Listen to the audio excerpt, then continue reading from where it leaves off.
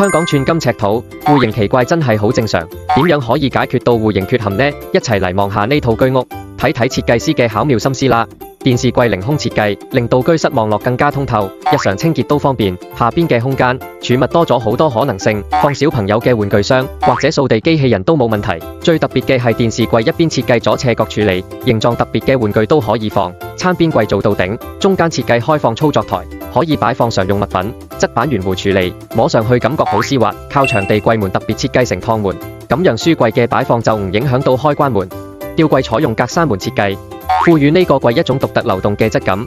跟住兒童房設計成交錯式雙層床，兩個小朋友瞓都唔會覺得壓抑。下床地台定製特殊高度，利用抬高嘅空間設計衣櫃放衫，另一邊床下擺書台書架，做一個學習區。呢個高度完全唔使擔心小朋友會覺得唔舒服。主人房嵌入2型櫃去彌補戶型缺陷，儲物空間足夠嘅同時，格局都舒服晒。用書櫃做半包圍設計，私密性更強，瞓覺安全感滿滿。咁一套居屋設計，你估下幾錢？